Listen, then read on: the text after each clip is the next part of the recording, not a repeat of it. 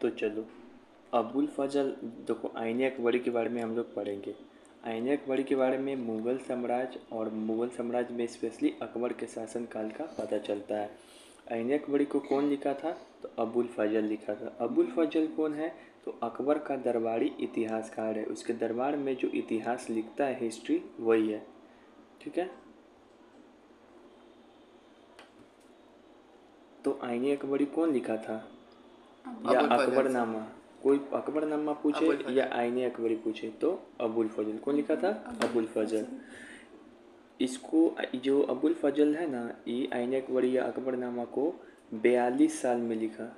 Total 42वें वर्ष, मतलब 42वें वर्ष 1598 में, मतलब बहुत साल लगा। लेकिन जब अकबर का जो शासन का 42nd ईयर चल रहा था ना, तो उस समय 1598 में असीरगढ़ का किला विजय किया था 1600 में। किला विजय करने से 2 साल पहले तक, मतलब 1598 में, इसमें 5 बार बदलाव कर कर के इसको पूरा किया। मतलब कि 1598 में ये बुक लिखा गया। ठीक है ना। इस बुक में बहुत सी चीज़ है। यार गर्मी लग रहा है। ठीक है। तो चलो देखो, अकबरनामा मान लो ये एक बुक है। ठीक है। अकबरनामा बुक के अंदर 3 वो पार्ट है। अकबरनामा बुक के अंदर 3 वो पार्ट है। इसी अकबरनामा बुक को 1598 में कौन लिखा था? अबुल अबुल फजल। फजल। किसके आदेश पे? अकबर के अकबर के। आदेश पे। इस अकबरनामा बुक का 3 पार्ट है। एक है ऐतिहासिक दास्तान, मतलब पहला दूसरा में बताता है किसके बारे में? अकबर के पूर्वज के बारे में। फिर अकबर का जो दूसरा बताता है अकबर का जो जन्म हुआ था उस समय के बारे में। और तीसरा वाला जो है, इसी पार्ट को बोलते हैं आईने अकबरी। यही आईने अकबरी में मेन पार्ट है। ठीक है ना। इसमें अकबर के शासनकाल में मेनली बताया जाएगा। ठीक है। लेकिन तुमसे पूछे अकबरनामा का कितना पार्ट? तो 3। लेकिन आईने अकबरी भी 5 पार्ट में ये बुक लिखा गया है। 5 पार्ट। हाँ, अकबरनामा 3 पार्ट में, आईने अकबरी 5 पार्ट। 5 पार्ट में। अब जो आईने अकबरी लिखा गया है, इस आईने अकबरी में क्या क्या पता चलता है? तो दरबार के बारे में, अकबर के दरबार में कैसे क्या था, अकबर के प्रशासन के बारे में, जैसे कल पढ़ाएंगे मनसबदारी प्रथा, पैसा कैसे उछलता था, ये सब। सेना का संगठन के बारे में, सेना को कैसे रखता था, ये सब। राजस्व के स्रोत, पैसा कहाँ से आता था, पैसा कहाँ जाता था। अकबर साम्राज्य के प्रांतों का भूगोल, मतलब कौन कौन सा साम्राज्य, कौन कौन सा जगह अकबर द्वारा जीत अंडर में लिया था। गया है। लोगों की साहित्यिक का सांस्कृतिक धार्मिक रिवाज, एक ही धर्म बनाया था दीनी इलाही, वो पढ़ाएंगे। तो वो कैसे धर्म बनाया था उसके बारे में। अकबर सरकार के तमाम विभाग, अकबर बहुत सारा विभाग भी बनाया था। ठीक है ना। जैसे कि चित्रनशाला विभाग बनाया था, चित्र करने वाला, ये सब। टकसाल बनाया था, पैसा जारी करने वाला। फिर अकबर के काल में जो भी बहुत सारा प्रांत था ना, प्रांत मतलब सूबा होता है, राज्य, उसके बारे में जानकारी देता था। अब हुआ ठंडा नहीं? अब यहाँ पे देखो। तो यहाँ देखो, आईने अकबरी जो है, अब हम लोग अकबरनामा का 3 पार्ट, उसका एक पार्ट आईने अकबरी। आईने अकबरी का भी फर्दर कितना पार्ट? 5। कौन कौन इस पार्ट का नाम है? पहला पार्ट आईने अकबरी का नाम है मंजिल आबादी। इसमें कुछ लिखा रहेगा, खोल के देखेंगे हम लोग इस बुक को। फिर सिपाही आबादी, फिर मुल्क आबादी, फिर मजहबी सांस्कृतिक रीति रिवाज, फिर मजहबी सांस्कृतिक रीति रिवाज। टोटल 5 बुक है।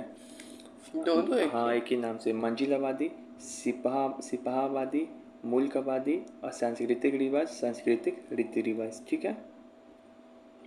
पहला जो बुक है मंजिल आबादी, इसमें क्या लिखा गया है? तो इसमें लिखा गया है जो शाही घर परिवार, उसके रख रखाव के बारे में जानकारी मिलती है। जो राजा लोग का घर में कैसे रहेगा, उसका रख रखाव कैसे किया जाए, चांदी के बर्तन में खाएगा कि तांबा के बर्तन में खाएगा, यही सब चीज़, कहाँ बैठेगा सूतेगा।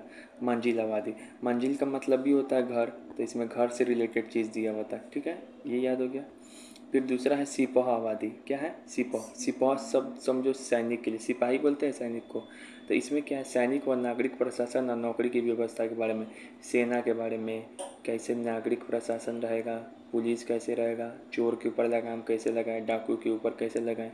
इस भाग में शाही अफसरों, मनसबदार, विद्वानों, कवियों और कलाकारों की संक्षिप्त जीवनियाँ शामिल है। देखो, अफसर भी तो सेना में शामिल होता है, मनसबदार भी सैनिक व्यवस्था वो भी शामिल होगा, विद्वान लोग और कवि लोग, विद्वान लोग भी जो होता है, विद्वान लोग और कवि लोग के बारे में भी इसमें दिया हुआ। अकबर के बारे में 9 वो नवरत्न, तानसेन सुना है? तानसेन सो रहा है रे? नहीं, सोने। मुल्ला दो प्याजा है, ये सब अकबर के दरबार में नवरत्न था, वो अकबर का खाना बीरबल। बनाता था, बीरबल, इस सब के बारे में इसमें दिया हुआ सिपा आबादी में, ठीक है। फिर तुमको ये मुल्क आबादी, अब क्या है मुल्क आबादी। मुल्क आबादी में क्या है, पैसा के बारे में जितना चीज़ है वो मुल्क आबादी वाली बुक में है। सिपा आबादी में सैनिक, विद्वान और कवि, ये सब के बारे में। अब मुल्क आबादी में पैसा से पैसा के रिलेटेड बारे में। जितना चीज़ है उसके बारे में वो दिया हुआ है। राजस्व दरों का आंकड़ों की विस्तृत जानकारी, कैसे कितना उछलाता है, ये सब का जानकारी दिया है मुल्क आबादी में। स्टैटिकल डाटा देता है इसमें, मतलब कि सांख्यिकी सूचनाएं, मतलब कि एक पहले का इतिहासकार क्या है, सीधे लिख देता था हाँ अकबर का शासनकाल में बहुत पैसा आता था, लेकिन ये नहीं लिखता था कि 5 लाख आता था कि 10 लाख आता था। तो नंबर भी लिखना शुरुआत किया, ठीक है। सांख्यिकी सूचना इसी को बोलते हैं, जिसमें सूबा और उनकी तमाम प्रशासनिक और वित्तीय, देखो सूबा मतलब ये बताए थे, कल बताए थे, सरकार, सूबा, परगना, जिला, ये सब है। तो उन सभी में कैसे पैसा वगैरह का चलेगा, लेन देन, इस सब के बारे में दिया रहता था, ठीक है ना। हर प्रांत और उसकी अलग इकाइयों की मापी गई जमीन और निर्धारित राजस्व की गई। देखो अलग अलग जिला है, अलग अलग जगह में अलग अलग तुमको फसल उगता है, कहीं कहीं पे ज़्यादा उगेगा, कहीं पे कम। तो किस हिसाब से किस ज़मीन पे ज़्यादा वैल्यू है उसके बारे में लिखा रहता था मुल्क आबादी। मुल्क आबादी मतलब क्या, पैसा उसे जितना चीज़ है मुल्क आबादी। और क्या लिखा रहता था मुल्क आबादी में, तो देखो मुल्क आबादी में और क्या लिखा रहता था। सूबा बताए हैं, सूबा, सूबा मतलब क्या होता है, प्रांत गाँव का। मतलब स्टेट, ठीक है ना। तो सूबा स्तर की विस्तृत जानकारी देने के बाद आईने में सूबे के नीचे की इकाई सरकार के बारे में विस्तार से बताती है। सूबा के नीचे कौन सा डिवीज़न आता है, सरकार। जैसे डिस्ट्रिक्ट। बिहार के नीचे कौन आ जाएगा, डिस्ट्रिक्ट। जिस डिस्ट्रिक्ट में हम लोग मुजफ्फरपुर में रहते हैं तो उस स्तर का जानकारी दिया रहता है, ठीक है ना। ये सूचनाएं तालिकाबद्ध तरीके से की गई है, जिसमें हर तालिका में 8 खाने दी गई है। कितना दी गई, 8 आठ खाने। खान। जो जो क्या क्या बात बताता है, जैसे परगना, महल का बात बताएगा, किला, किला रहता था ना उसकी बात बताएगा, अराजी और ज़मीनी पैमाइश, मतलब जो भी भूमि नाप लिया गया है उसके बारे में भी जानकारी था इसमें। नकदी और नकदी निर्धारित राजस्व, मतलब वही कितना टैक्स दे रहा है इन हैंड, वो सब बात की। सयूर गिल, सयूर गिल किसको बोला जाता था, सयूर गिल। तो देखो मान लो कि राजा प्रसन्न हो गया तुमसे, तो तुमको दान में दे दिया भूमि, जाओ तुम रख लो ज़मीन, उसको बोला जाता था सयूर गिल। उसके बारे में जानकारी। जमींदार, खाने, जमींदारों की जातियाँ, घुड़सवार, पैदल, पैदल सिपाही को पायदा बोला जाता था, पैदल सिपाही को। फायदा। हाथी को क्या बोला जाता था, हाथी सिपाही को फील, हाथी फौज को क्या बोला जाता था, फील, फील। मुल्क आबादी स्तर, मुल्क आबादी उत्तर भारत के समाज, मुल्क आबादी उत्तर भारत के कृषि समाज के विस्तृत, आकर्षक और पंचदा चित्र पेश करते हैं। तो देखो ये सही बात है कि नहीं, मुल्क आबादी में कृषि के बारे में दिया हुआ था, दिया हुआ था। मुल्क आबादी पैसा ही सब के बारे में बताता था। पैसा कहाँ से आता था, जो किसान। किसान खेती करता था टैक्स। तो उससे क्या सुलते थे, तो ये बात सही दिया हुआ है, ठीक है। तो यही सब बात है। अब है यहाँ पे चौथा वाला है मजहबी, सांस्कृतिक और रीति रिवाज, ठीक है ना। इसमें वो लोग कैसे कौन धर्म को मानता था ये सब बात दिया गया है, कि हिंदू को मानता था कि मुस्लिम, यही सब बात। फिर पांचवा वाला में क्या है, सबसे लास्ट वाला फिफ्थ वाला भी अकबरनामा में क्या लिखा हुआ है, तो इसमें लिखा हुआ है आइनक बड़ी में क्या लिखा हुआ है सबसे लास्ट वाला में, अकबर के शुभ वचनों का संग्रह। मतलब अकबर कोई बात बोला जो बहुत अच्छा बात था तो उसको एक लाइन से करके इस वाले बुक में क्या किया गया, लिख जोड़ दिया गया। दिया जैसे एक गया। बात बोला था कि सब कोई है ना जिले इलाही बोलेगा, अल्लाह हूँ अकबर, अकबर कहीं दिया गया है, ठीक है ना नारा। फिर से कम उम्र से एक से अधिक पत्नी से शादी नहीं कर सकता है, भले वो कर सकता है। तो ये सब बात इसमें बखूबी लिखा गया था, ठीक है ना। तो देखो पर इसमें क्या लिखा गया था, अकबर का शुभ वचन पांचवा वाले में। चौथा वाले में क्या लिखा गया था, धर्म। धार्मिक रिलेटेड चीज़, कौन धर्म को मान रहे हो नहीं मान रहे हो। तीसरा वाले में क्या लिखा गया था, मुल्क आबादी में पैसा, कृषि, परगना, सूबा, इन सभी से कैसे पैसा आएगा, राजस्व कैसे आएगा, ये सब लिखा था। इसको 8 खानों में इसको और बताया गया था कि सूबा स्तर के नीचे सरकार जिला होता है, इसमें 8 खाने उसी में बताया गया था। सयूर गिल, नगदी, जमाइश, परगना, महल, किला, हाथी, फौज, फील्ड। ये सब फील्ड, ये सब बात बोला गया था। और सिपाहवाद यानी कि सेकंड वाले पार्ट में क्या बोला गया था, नागरिक प्रशासन, सिपाही, कवि, विद्वान, इस सब के बारे में बताया गया था। सबसे पहला वाला था मंजिलावाद, इसमें घर वगैरह के बारे में, शान शौकत के बारे में बताया गया था। तो इस 5 पार्ट पढ़ा दिए। अच्छा मानिए क्वेश्चन आता है ना कि ये बताओ क्या नाम था धर्म। अब देखो, अब जो तुम आईने की बड़ी पढ़ लिया, लेकिन इतिहासकार बोलता है और लोग कि आईने की बड़ी में बहुत सारा कमी था। अरे लिख कौन रहा है, अबुल फजल, उसी का नाम बात लिखेगा, चापलूसी करेगा। और जो बात है, ये जो बात लिखता था ना, तो मान लो आगरा में इसका राजधानी था, तो आगरा या दिल्ली में, ठीक है ना, तो इसके आसपास का बात ही खाली लिखता था।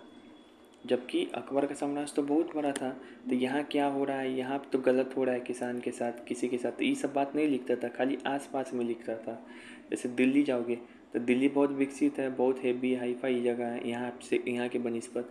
क्यों? क्योंकि वहाँ पे सब नेता लोग बैठता है, यही बात है। तो यहाँ पे देखो, आईने की बड़ी में 5 बहुत सारी कमियाँ हैं जो अलग अलग आदमी बोला। इसमें 5 बार संशोधन किया गया, प्रामाणिकता की कमी। मतलब आईने की बड़ी में हम बताए थे कि 1598 में अकबर के 42वें वर्ष में 5 बार इसमें बदलाव करा कर लिखा गया। जब न तब इसमें कुछ कुछ डाटा बदल दिया जाता था, जो मना था वो तो कर जब देता डाटा किसी चीज़ को हम बार बार बदल रहे हो तो इसका मतलब उसमें कुछ ना कुछ गलती है, हेर फेर है, गोलमाल है। यह ग्रंथ पूरी तरह समस्याओं से परे नहीं है, मतलब इसमें कुछ ना कुछ समस्या है, जोड़ करने में कई गलतियाँ पाई गई। मतलब कि इसमें कोई लाइन आगे लिखा है, कोई लाइन पीछे लिखा गया है। संख्यात्मक आंकड़ों में विषमता है। मान लो कि पहली बार में डाटा दिया गया, पहला पेज में डाटा दिया गया कि हाँ 50 रुपये लेते थे किसान में, फिर अगला पेज में बोल दिया गया 30 रुपये लेते थे। तो ये सब क्या है, स्टैटिकल डाटा जो है इसमें हेरफेर है। अब बंगाल और उड़ीसा की अधिक सूचनाएं नहीं। देखो बंगाल, यहाँ पे देखो अकबर शासन ये पूरा मान लो कि पूरा भारत है, दिल्ली है, दिल्ली अगर इस सब के आसपास का दिया है, लेकिन बंगाल उड़ीसा यहाँ पड़ना है, बहुत दूर है, तो इन सभी का सूचना नहीं है, उतना चर्चा ही नहीं है। तो क्या लगता है कि पूरा अच्छा उस समय के इतिहास के बारे में पता चल पाएगा? ये भले ही बुक इम्पॉर्टेंट है, लेकिन और भी बुक को पढ़ना पड़ेगा हम लोग को पूरे शासन व्यवस्था को जानने के लिए। आंकड़ों की प्रासंगिकता में सीमित, मतलब जो ऐसा ही आंकड़ा दिया है जो आज भी सोचेंगे तो हम लोग लगेगा उस समय ऐसा होता था, अब कर देंगे कुछ समय एआई होता था, ऐसा हो सकता है क्या? तो ये बात है, ठीक है। और भी इसमें दिया है कमी के बारे में,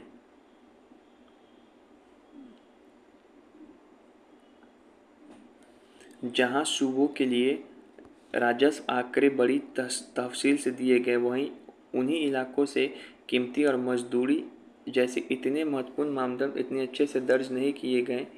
देखो ये देखो जहाँ पे राजकोषीय आंकड़ा दिया गया, मतलब कि कितना आता है पैसा, कितना जाता है, ठीक है ना, लेकिन किसी सामान का उसी इलाका में कीमत कितना है, मजदूरी कितना मिलता था, काम करता था जो ये मजदूर सब, ये सब का आंकड़ा नहीं दिया इसमें। कीमतों और मजदूरी की दरों की जो विस्तृत सूची आईने में भी दी गई है, वह साम्राज्य की राजधानी आगरा के इर्द गिर्द। देखो ये बात बोल रहा है, एक तो मजदूर को कितना पैसा मिल रहा है, आम आदमी जनता कितना पैसा में कोई चीज़ सामान खरीद ले रहा है बाज़ार से, ये सब नहीं दिया गया आंकड़ा। तो कैसे महंगाई का पता चलेगा, गरीबी का पता चलेगा? ये सब दिया भी गया था कहाँ का, आगरा के आसपास का, जहाँ पे उसका राजधानी है, आगरा दिल्ली सब के आसपास का। वो तो डेवलप करना चाहेगा ही। हाँ, बाकी और सब जगह का उतना कुछ नहीं दिया गया। इसी का इतिहासकार लोग क्या करता है, आलोचना करता है। लेकिन इतना जानने के बाद भी आईने की बड़ी को क्यों पढ़ रहे हैं?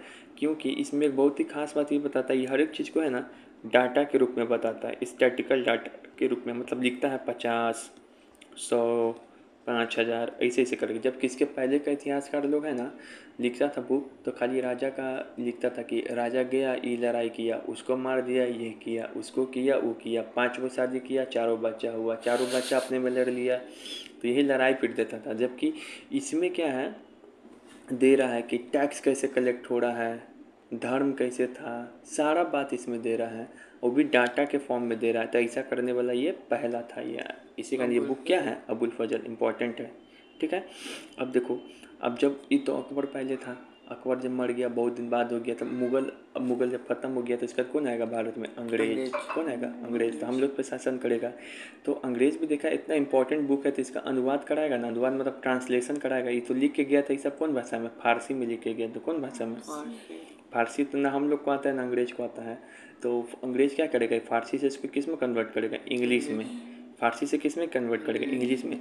तो देखो आइजैक बड़ी को है ना ब्लैक मैन और जेरेट, ब्लैक मैन और जेरेट, ये दोनों मिल के आइजैक बड़ी को क्या किया, ट्रांसलेट किया इंग्लिश में। आइजैक बड़ी को क्या किया, ट्रांसलेट किया। तीन तीन पार्ट में ट्रांसलेट किया आइजैक बड़ी को। पहला पार्ट कौन ट्रांसलेट किया, तो ब्लैक मैन, और बाकी 2 पार्ट बच गया तो जेरेट। जेरेट कहाँ गया, जेरेट, ठीक है ना, जेरेट।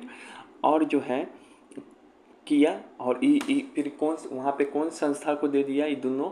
तो उस समय अंग्रेज के समय हम लोग के यहाँ जो सब देखता था बुक वगैरह धार्मिक अध्ययन का पीछे क्या होता था भारत में, उसके लिए एक संस्था बनाया गया था अंग्रेजों द्वारा। उसका नाम Asiatic society of Bengal, Bengal में स्थापना किया गया था। अब वो उस संस्था के पास ये बुक चला गया। अब वो संस्था है ना, ये एक सीरीज़ में छाप दिया, बिबिलियोथिका सीरीज़ में, बिबिलियोथिका सीरीज़ में। जैसे कि कोई भी चीज़ को छापोगे तब मैगजीन में देते हो ना, ऐसे इसमें सीरीज़ चलता था बिबिलियोथिका सीरीज़ में। फिर उसके बाद क्या हुआ, जनता के पास इंग्लिश में आया, ठीक है। तो कौन कौन था, तो देखो इसका ट्रिक भी बनाया हुआ। ब्लैक मैन जैकेट पहन बिल्ली जैसा आईना देखता है, ब्लैक मैन जैकेट पहन बिल्ली जैसा आईना देखता है। ब्लैक मैन मतलब ब्लैक मैन अनुवाद किया था, और जैकेट मतलब जेरेट भी अनुवाद किया था। लास्ट 2 पार्ट जेरेट, अब पहला पार्ट ब्लैक मैन। बिली मतलब कौन से सीरीज में छपा था, तो बिबिली ये थी का सीरीज में ये बुक छपा था, किस में, अंग्रेजी में, ठीक है ना। ऐसे ये तो दूसरा चीज़ है। कल एक चीज़ बच गया था, इधर एक्स्ट्रा है। 16वीं-17वीं सदी में कोंच राजाओं ने पड़ोसी कबीलों के साथ एक के बाद एक युद्ध किया और उन पर अपना कब्जा किया। तो देखो ये भी बताया गया है, आईने अकबरी में ही एक और बात मिलता है कि इस समय ना कोच राजा है, पता नहीं कहाँ का राजा है, कोच राजाओं, कोई जगह होगा इलाका उसको कोच राजाओं बोलते हैं। तो कोच राजाओं ने अपने आसपास का इलाका है ना अकबर के समय वो कब्जा करने लगा था सबको हरा के। कहाँ का राजा, कोच राजा, वो आज का जिक्र है, ठीक है। तो क्या हुआ उसके साथ, कुछ नहीं, बस इतना ही बात है। फिर अकबर उसका क्लास लगा दिया होगा। फिर यहाँ देखो, यहाँ पे बोल रहा है ना कि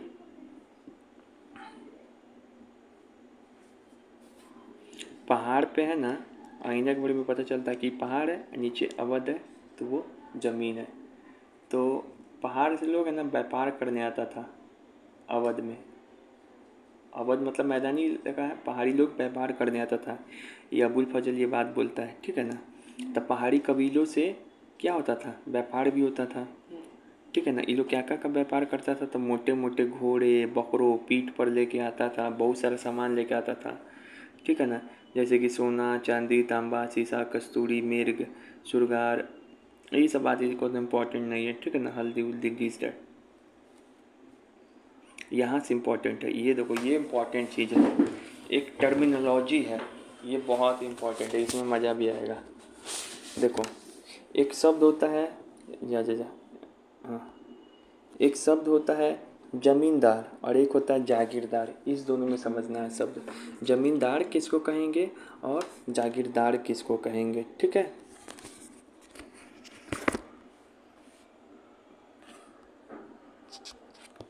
देखो जमींदार, जमींदार वो भूस्वामी थे जो मुख्य रूप से राजस्व संग्रह के लिए भूमि पर अधिकार रखते थे। देखो सर बोलिए, मुगल बादशाह को क्या करना है, वसूल करना है टैक्स।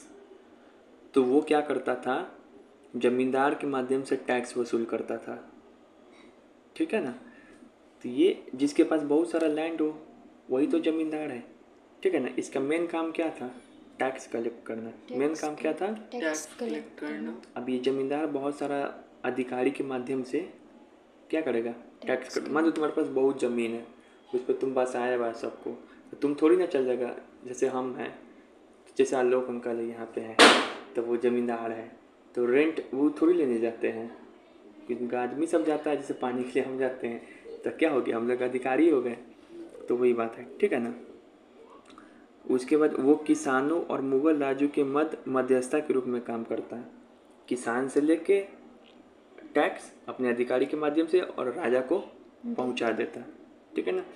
जमींदारी अधिकारी आमतौर पे वंशानुगत होते थे। देखो इम्पोर्टेंट लाइन है, मान लो ये मेरा घर है, तो फिर कल होके मेरा बच्चा भी उस लेगा, फिर उसका बच्चा भी उस लेगा, इसी को बोलते हैं हेरिडेटरी, वंशानुगत। ठीक है ना। जमींदार का प्राथमिक काम किसानों से राजस्व एकत्र करना था, लेकिन वे जागीरदारों के समान सैन्य सेवा या प्रशासन से संबंधित उनके पास दायित्व नहीं थे।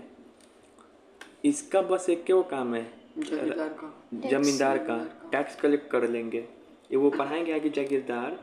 तो वो जागीरदार क्या करता था, उसका वो है ना, उसको भी ज़मीन मिलता था, राजा उसको ज़मीन दे दिया वेतन के बदले, और वो राजा को क्या करता था, सेना देता था। क्या करता था, जबकि ये कोई सेना उना नहीं देता है जमींदार। जमींदार क्या है, उसको भूमि से मतलब है, बस टैक्स पहुंचा दिया और उधर से उसको फिर उसमें से कुछ पैसा जमींदार को दे दिया मुगल बादशाह। लेकिन ये सेना थोड़ी ना पहुंचाएगा, सेना पहुंचाएगा नहीं, यही बात है। फिर एक होता है मिल्कियत। मिल्कियत किसको कहते हैं, मिल्कियत। तो जमींदार के पास जो अपना प्राइवेट प्रॉपर्टी है, जैसे मेरा प्राइवेट घर है, तो हम इसको क्या कर दिए, मिल्कियत। मिल्कियत इसी को कहते हैं। जो जमींदार, मुगल जमींदार के पास जो ज़मीन होगा अपना, उसी को क्या कहते हैं, मिल्कियत। इसी मिल्कियत ज़मीन पर क्या करता था जमींदार, मजदूरों को खटवाता, किसान को खटवाता और पैसा ले लेता।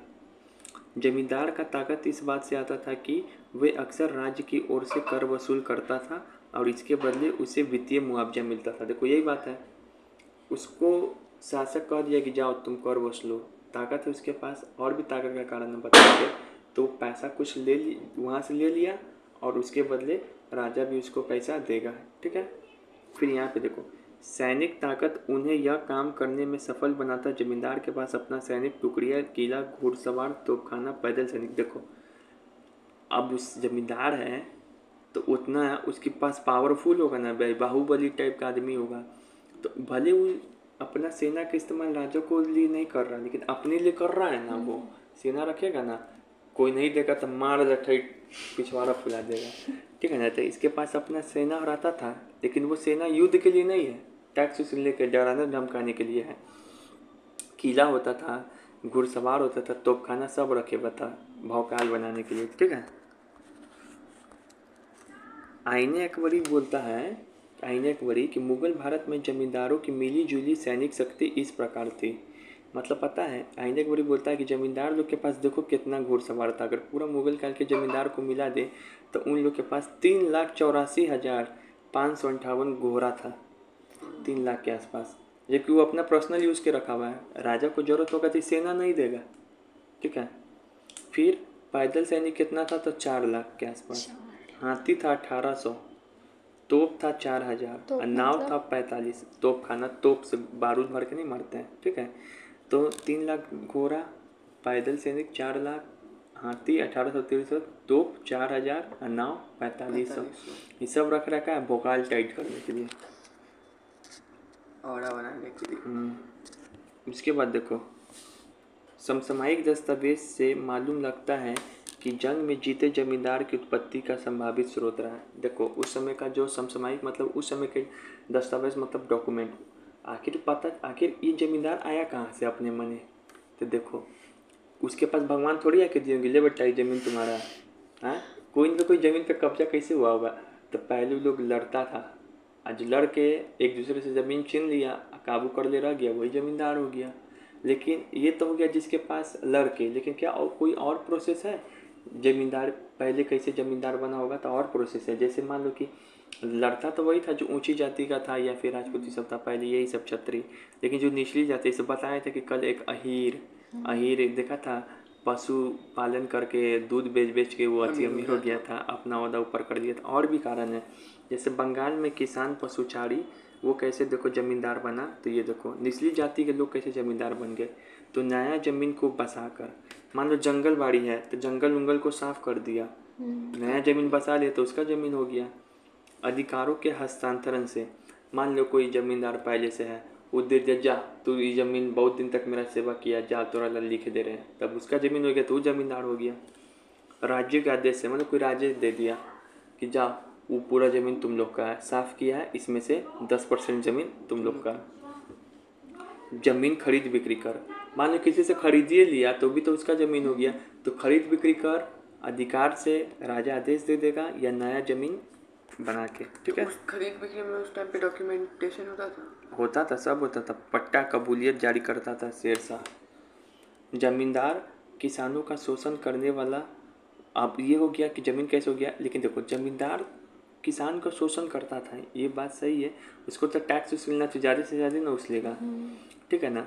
लेकिन फिर भी उनका रिश्ता जो है किसान का पारस्परिकता का, पैतृकवाद का, संरक्षण का पूर्व था। मतलब देखो जमींदार किसान का शोषण करता था, लेकिन किसान के मन में ऐसा बैठ गया था ना कि हमारे पिता हैं, कितना अच्छा है, इनकी ज़मीन पे हम काम कर रहे हैं, रोजी रोटी चल रहा है, लेकिन तुमसे चूस तो ज़्यादा ले रहा है ना। लेकिन ये सब बात उसको नहीं समझ में आता था किसान को। उसको लगता था कि हमारे संरक्षण का काम कर रहा है, अच्छा काम कर रहा है जमींदार। ऐसा क्यों बैठ गया था किसान के मन में ये बात? तो ये दो पहलू इस बात को साबित करता है। इस बात को क्यों बैठ गया था? तो पहला, जो पता है बहुत सारा संत लोग रहता था, भक्ति संत, ये लोग तो जाति के ऊपर प्रहार किया ही, जैसे कबीर ही सब है, बोला कि जाति व्यवस्था खराब है, ऊंच नीच खराब है। लेकिन लोग जमींदार के बारे में कभी ये नहीं बोला कि लोग शोषक है। तो यहाँ पे लोग क्या हो गया, गलती हो गया उन लोगों से ये बात, ठीक है ना। तो अब तो फिर मान लो कि जैसे कि हम तुमसे, तुम दोनों से पैसा मांगने आते हैं पानी का, तो तू लोग क्या है, हम भी लोग को थोड़ा दुश्मन मान लेगा थोड़ा देर, जबकि हमको ऑर्डर आ रहा है ऊपर से। तो ये लोग टारगेट किसको करता था? जो आता था हम ना मांगने उसी को, जबकि भेज रहा है वही ना, जमींदारी ना भेज रहा था, अधिकारी को टारगेट कर देता था। आज समझ गया। दूसरा क्या कारण है? तो 17वीं सदी में राज्य के खिलाफ अनेक किसान विद्रोह हुआ और उसका समर्थन जमींदारों ने किया। मान लो कोई टैक्स, मान लो कि है ना, किसान लोग है ना राजा के खिलाफ विद्रोह कर देता था ना, तो जमींदार लोग किसान का सपोर्ट भी कर देता था अपना वर्चस्व स्थापित करने के लिए। अपना ताकत इससे और बढ़ेगा, तो उसमें सपोर्ट कर देता था चुपके से। तो इन दोनों के कारण लगता था कि जमींदार क्या है हमारे लिए अच्छा है। मजा आया। अब है जागीरदार। जागीरदार क्या होता है? तो देखो जागीरदार वह अधिकारी होता है जिन्हें मुगल सम्राट द्वारा सेवा, विशेषकर सैन्य या प्रशासनिक कर्तव्य के बदले भूमि आवंटन प्रदान किया जाता है। मान लो देखो हम कह दिए कि किसु तुम जो है कि तुम है ना ज़रूरत पड़ने पे 100 वो सेना को लेके आ जाना। तो हम बोले कि ठीक है लेके आ जाएंगे, उसके बदले हमको क्या होगा, तो तुमको सैलरी मिलेगा। तो अच्छा, तो सैलरी हमको कैश दीजिएगा? नहीं, कैश नहीं, तुमको एक वो ज़मीन दे देंगे हम, तुमको एक ज़मीन दे देंगे। आई ज़मीन पर से तुम टैक्स वसूलना, ज़मीन पर से टैक्स वसूलना। टैक्स वसूल के ऐसा नहीं कि हमको दे देना, टैक्स वसूल के कौन देता था? जागीरदार, जमींदार रखता था। ये खुद रख लेना, सेना में बांट देना, यही तुम्हारा सैलरी हो गया। समझ में आ गया? तो ये काम जागीरदार का था। और यहाँ पे देखो जागीरदार को अपनी जागीरों पर वंशानुगत अधिकार होना जरूरी नहीं था, रद्द भी किया जा सकता था। देखो जमींदार को तो अधिकार था, उसका बेटा फिर से उछलवाएगा, उसका बेटा फिर से उछलवाएगा। लेकिन जागीरदारी जो है, मान लो ये ज़मीन तुमको दी किसू को, तो किसू अच्छा लड़का था तो वो सेना को मेंटेन करके रखता था। अब इसका बेटा है चिंपांडू आ जाएगा और वो 10 वो सेना को रखता है, अच्छा तरीके से नहीं रखता है, अयासी में रहता है, कुछ भी हो गया तो छीन ना लिया जाएगा, फिर से छीन लिया जाएगा। तो इसमें वंशानुगत अधिकार नहीं होता था, हेरिडेटरी नहीं होता था, ठीक है ना। नोट, दिल्ली सल्तनत में भी एक राजस्व अधिकारी था। अभी मुगल सल्तनत से पहले का था सल्तनत सम्राट दिल्ली सल्तनत, तो उसमें अमीर या अमीर गुजार को बोला जाता था जो टैक्स कलेक्ट करता था उसको, ठीक है ना। नोट, जागीरदारों को जमीन एक बार सेवा के बदले मिल जाता था तो फिर उसे किसी और को आवंटित नहीं कर सकता था। मान लो कि हम तुमको दिए कि लो ये तुम जागीरदार को दे दिए ज़मीन की, लो तुम अपना खर्चा पानी चलाना, ठीक है ना। तो यहाँ से खर्चा पानी आता था तुम्हारा 10 रुपया। अब तुम्हारे मन में लालच आया, सुनो ना ये राम मनोहर को दे रहे हैं, इससे हम 20 रुपया उसील देंगे। नहीं, तुमको तुम्हारे पास रहना है, तुम इसको किसी को दे भी नहीं सकता है, तुमसे छीन भी लिया जा सकता है। तुम अपना जमीन किसी को ट्रांसफर नहीं कर सकते। जमींदार तो कर सकता है, उसका अपना खुद का जमीन था, बेच दे कुछ कर दे, तुमको दान में दिए सेना ना मेंटेन करने के लिए हैं, कि तुमको प्रॉफिट कमाने के लिए दिए हैं। सैलरी लो, बात खत्म। हम तुमको रेंट पे दुकान है, तुम किसी और को दे दिया, ऐसे थोड़ी होता है। तो ये बात है, ठीक है। आप प्लीज पे क्वेश्चन सॉल्व करा दे वो। चलो, मुगल भारत के संदर्भ में जागीरदार और जमींदार के बीच क्या अंतर था? पहला, जागीरदारों के पास न्यायिक और पुलिस दायित्व के एवज में भूमि आवंटन का अधिकार होता था, जबकि जमींदारों के पास राजस्व अधिकार होते थे तथा उन पर राजस्व उगाही को छोड़कर और कोई अन्य दायित्व पूरा करने की बाध्यता नहीं होती थी। बताओ पहला स्टेटमेंट सही कि गलत? पूरा बाउंस हो रहा है। सही है। गलत है। चलिए यहाँ पे देखो, जमींदार के बारे में गलत है। देखो जागीरदार के पास न्यायिक और पुलिस दायित्व के एवज में भूमि आवंटन का अधिकार होता था। नहीं। अरे जागीरदार को जब अपना लैंड ट्रांसफर कर सकता, आवंटन मतलब क्या है, उसको मिल गया तो आवंटन मतलब होता है, इसका इंग्लिश होगा ट्रांसफर, वो ट्रांसफर नहीं कर सकता है अपना, तो यही स्टेटमेंट गलत है। अब यहाँ देखो दूसरा, जागीरदारों को किए गए भूमि आवंटन वंशानुगत होते थे, जबकि जमींदारों का राजस्व अधिकार वंशानुगत नहीं होते थे। सही। गलत है। जमींदारी का तो होता था। जागीरदार को भूमि जो मिलता था छीन तो लिया वो जा सकता वंशानुगत नहीं होता था, छीन लिया जाता था। उसका बेटा कहीं ऐसे निकलेगा तो सेना मेंटेन नहीं कर पाएगा। अभी जमींदार का जो राजस्व अधिकार वंशानुगत होता था, उसका अपना जमीन है, उसका बेटा ऐसे निकले से कुछ निकले, उससे क्या मतलब है। ठीक है, तो ये दोनों स्टेटमेंट क्या हो गया? गलत। मजा आया? और देखो यहाँ पे एक होता था अमीन। अमीन, अब टर्मिनोलॉजी देखेंगे कुछ कुछ जो अधिकारी सबसे संबंध। अमीन किसको बोलते थे? तो इसका जमींदार, इसका जिम्मेदारी यह बात सुनिश्चित करना होता था कि प्रांत में राजकीय कानून पालन हो रहा है कि नहीं। मान लो नीतीश कुमार कोई कानून बना दिया कि दारू बंद है, तो अमीन जाके देखता था हर एक जगह कि दारू बंद है कि नहीं बंद है। अभी अमीन का मतलब दूसरा चीज़ होता है। ठीक है, जमीन आपने बताया। तो दीवान किसको बोलते थे?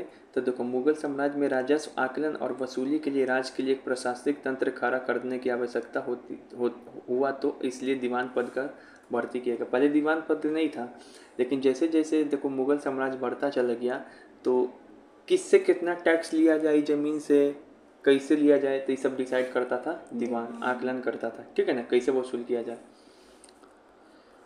एक होता है अमल गुजार। अमल गुजार किसको कहते हैं? तो अमल गुजार यहाँ देखो, अमल गुजार किसको कहते हैं? अमल गुजार यह मुगल काल का एक ऐसा अधिकारी था जो राजस्व वसूली का काम करता था।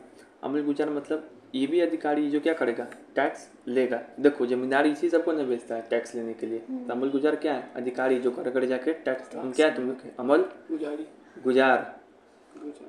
अमल गुजार को अकबर ने बोला कि अकबर कि देखो ज़्यादातर तुम कोशिश करना ना कि कैसे लेने के लिए टैक्स। पहले के ज़माने में दो तरीके का था प्रचलित, तुमको टैक्स देना था या तो तुम अनाज दे दो या फिर पैसा दो। तो अकबर बोला था ज़्यादा कर कोशिश करना कि तुम पैसे लेके आना टैक्स के रूप में, लेकिन जिसके पास नहीं होगा सुविधा तो तुम उसे क्रॉप भी ले सकते हो, फसल भी। अकबर के समय अबुल फजल ने आईने अकबरी में बोला कि हर प्रांत में जोती हुई ज़मीन और जोतने लायक ज़मीन दोनों की नपाई की गई। बोला कि टैक्स वगैरह सब उछला रहा है, तो जितना भी प्रांत है, स्टेट है, सब में ज़मीन अच्छा से नापी होना चाहिए। इस सब ज़मीन का नापा जोपा है, सब आईने अकबरी में लिखा हुआ है। नाप के ही ना देगा कोई चीज़। फिर यहाँ पे देखो 1665 जिसमें पुरंदर की संधि हुआ था शिवाजी और इसमें जयसिंह के बीच में, वो मराठा साम्राज्य में वो बात है। उसी समय 1665 में क्या हुआ था कि औरंगजेब वह आदेश देता है अपने राजस्व कर्मचारियों को, स्पष्ट निर्देश दिया कि हर गांव में खेतिहरों की संख्या का सालाना हिसाब दिया जाए। मतलब हर गांव में देखो कितना संख्या में खेतिहर लोग हैं, मतलब जो खेती करता है, उस सभी का संख्या गिन के तुम हमको साल भर साल देते रहना। 1665 में कौन बोला था? औरंगजेब। तो अमल गुजार उसको देता था गिन गिन के। अब यहाँ पे देखो एक नया टर्म है भू राजस्व। जब मुगल काल में भू राजस्व पढ़ते हैं ना, तो इसमें दो टर्म यूज होता है, एक जमा एक हासिल। एक जमा एक हासिल। जमा मतलब क्या है कि निर्धारित रकम। जमा मतलब क्या है? निर्धारित रकम। मतलब देखो हम कह दिए कि तुमसे 10 रुपया टैक्स लगाएंगे, तो ज़रूरी थोड़ी कि 10 रुपया दे ही देगा किसान। नहीं हो पाया क्रॉप का प्रोजेक्शन तो 8 रुपया भी तो दे सकता है, या ज़्यादा हो गया तो 12 रुपया भी तो ले सकते हैं। तो इसी का दो शब्द यूज होता है, एक जमा एक हासिल। जमा मतलब क्या कि हम कह दिए कि 10 रुपया लेंगे तो जमा हो गया। हासिल मतलब सचमुच में कितना मिला, 9 रुपया मिला कि 11 रुपया मिला, उसको क्या बोलते हैं? हासिल। जमा मतलब टैक्स कितना डिसाइड करके रखे हुए हैं, हासिल मतलब कितना सचमुच में हासिल हो गया। समझ में? जहाँ नहीं समझ में आप पूछ सकते हो। पहले में बैंक भी होता था पहले। हाँ, तो बात कर लेने बताए बैंक। सौरभ कौन था? टाइगर श्रॉफ के बाबू। बैंक। मुगल काल में चांदी का महत्व। अब देखो चांदी का महत्व कैसे था मुगल काल में। देखो यहाँ पे तीन साम्राज्य दिया हुआ है। मिंग साम्राज्य जो चीन में था, सफ़ानी साम्राज्य जो ईरान में था, ऑटोमन साम्राज्य जो टर्की में था। इन सभी में क्या था, राजनीतिक स्थिरता आ गया, यानी कि पॉलिटिकल स्टेबिलिटी आ गया, मतलब आपस में लड़ाई नहीं करने लगा। जब लड़ाई नहीं करेगा तो सबका दिमाग कहाँ पे जाएगा, व्यापार पे, कि अशांति से रहे, एक दूसरे से व्यापार करे, तो व्यापार होना शुरू हो गया। ठीक है, इसी में से इसी के आसपास मुगल साम्राज्य भी था, चीन के आसपास ही ना भारत, तो यहाँ पर भी कोई लड़ाई उतना नहीं हो रहा था, तभी लोग भी व्यापार पे ध्यान दिए।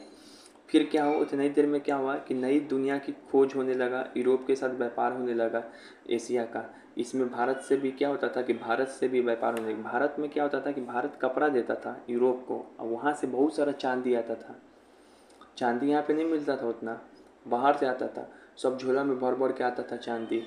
जैसे कि भारत को सोने का चिड़िया बोला गया, यहाँ पे बहुत पैसा आता था, चांदी, सोना चांदी, उसमें भी सबसे ज़्यादा चांदी आता था, बाहर से आता था चांदी। और भारत में चांदी का इस तरीके से आगमन शुरू हो गया। जब चांदी आ गया तो चांदी इतना आने लगा कि चांदी का पैसा ही जारी करना मुगल लोग शुरू कर दिया। ठीक है ना, तो जैसे कि 17वीं सेंचुरी में हाँ इंडिया को ये सोने की चिड़िया बोला गया था। हाँ, और भी उससे भी पहले बोला गया था। मुगल में शुरू से व्यापार होता है, बहुत होता था। मुगल में 17-18 सेंचुरी में क्या हुआ कि चांदी तक तो पहली बात है, सबसे ज़्यादा क्या आ रहा है बाहर से, ऑप्शन रहेगा गोल्ड, चांदी, तांबा, क्या आता है, चांदी बाहर से आने लगा। सबसे अधिक चांदी का रुपये ये। अच्छा, फिर इसके ये भी सवाल आता है कि बताओ कि मुगल काल में सबसे अधिक कौन चीज़ का पैसा चला, तांबा का, चांदी का, कि सोना का? चांदी का, क्योंकि चांदी बहुत आता तो उससे पैसा आराम से बन जाएगा। औरंगजेब अकबर क्या किया, चांदी का पैसा भी जारी करवा दिया। चांदी का पैसा को उस समय रुपया, रुपया शब्द आया ना, वो चांदी को बोल देते हैं। दाम, दाम, इसका दाम कितना है, तो दाम कहाँ से आया पता है, पहले के ज़माने में मुगल लोग तांबा के सिक्का को दाम बोलता था, और चांदी के सिक्का को रुपया, और गोल्ड के सिक्का को असरफी, ऐसे ही कुछ बोलते थे। ठीक है, तो इसका दाम कितना है तो तांबा को बोलते थे। फिर यहाँ पे देखो तो औरंगजेब अकबर को क्या किया, चांदी का सिक्का ही जारी कर दिया।